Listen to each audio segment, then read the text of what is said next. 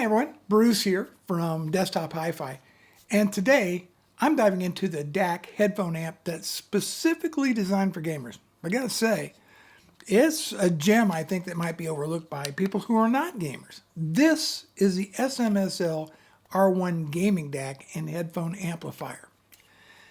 This compact box, the SMSL R1, really packs a lot in for its $72, under $80 price. It supports USB, optical, coax inputs, so you can connect it to your computer, game console, your phone. What else? A tablet, perhaps. On the output side, you've got both a 3.5 millimeter single-ended headphone jack, a 4.4 millimeter headphone jack. There's also an RCA pre-out, so you can use it as a preamp for speakers and amplifiers, powered speakers, etc. All this for under 80 bucks is pretty amazing if you ask me. But before I go any further, I wish to thank Alshida, that's it, for sending this for review. However, all opinions are my own and no one has reviewed this video prior to posting. For more information, I have included a link in the description down below.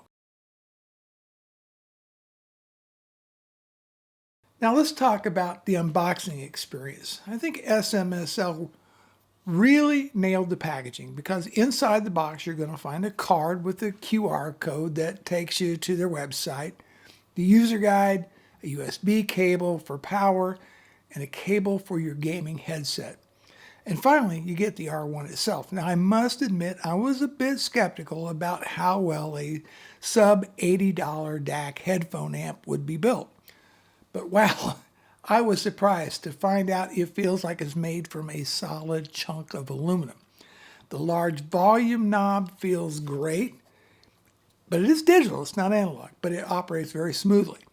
Now, it's important to understand that I believe this is the first DAC and headphone amp SMSL made with the needs of gamers in mind rather than audiophiles. And Ashita wanted me to let you know that. Did that stop me from trying it with high-end headphones? Oh, heck no.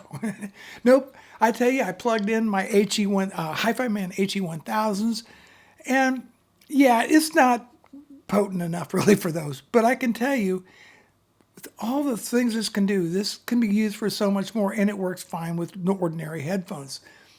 Now, the build quality and design, I really appreciate the nice build, the aluminum chassis. It feels super solid and clean. Plus, kind of this retro-looking knob. It's great. There's even a bit of RGB lighting for the meters. So it kind of gives that gamer desk vibe, but it's not over the top. You know what I'm saying? The overall design, I think, feels more authentic. It's not like it's made cheaply.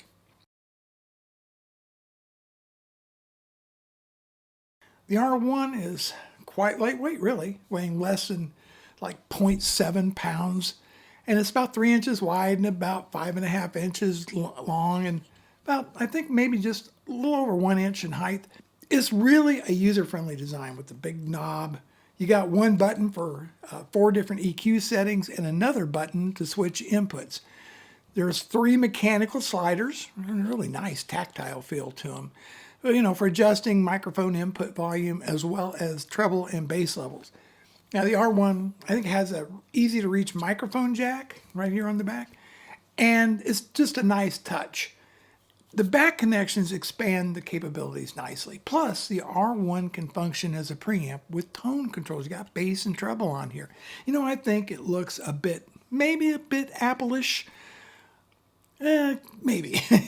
But I think it looks great with my Mac Studio, and I guess maybe it's an unintended consequence, perhaps. I don't know.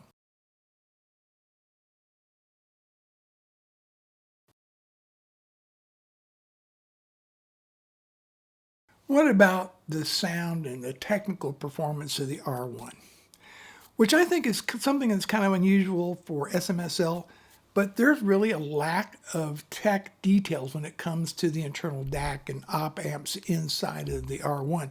So if I get this wrong, well, I did my best researching this.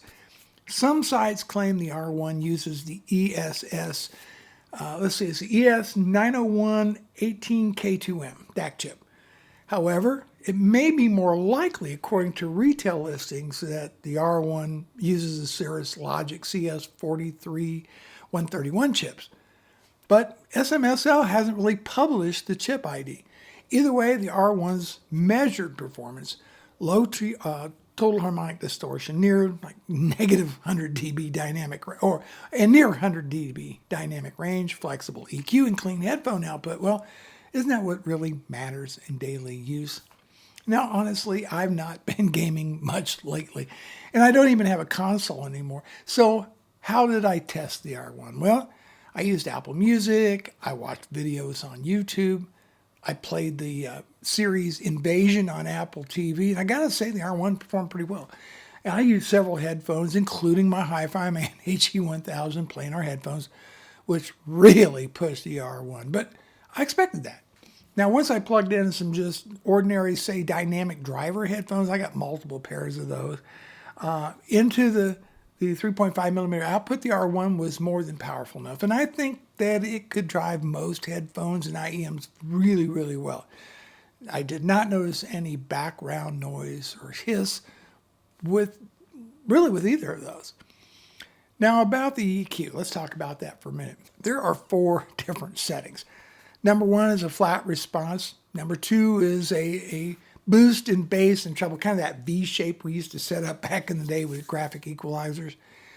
Number 3 and 4 are boost, bass, and treble, and I think way too much. So I just stuck with number 1 for testing, but I really like the bass and treble sliders. You know, they let you tweak the bass and treble, say by plus or minus 9 dB. So to put it simply, the sound quality isn't top-notch or super audiophile, but it's definitely good. It's very serviceable. It's versatile, and I think that's enough to please most people. It's not too warm, the mids are clear, the treble isn't harsh, and the bass isn't muddy. So it's, I think, just fine for listening to music, unless you're a hardcore audiophile. Now, I wanted to see how the mic input sounds, so I used the Rode NTG video mic, and I recorded a test in Audacity. Now, I noticed a slight echo in my voice, and after checking online forums, apparently there's others that are experiencing the same issue. But I'll tell you what, you can decide for yourself. I'm going to play you a recording of myself for you.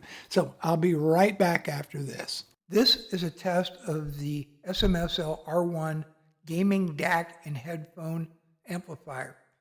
Now I'm going to read to you from a passage of the manual. This is being recorded using Audacity, and I'm using the Rode NTG shotgun microphone. From the manual, talking about the features.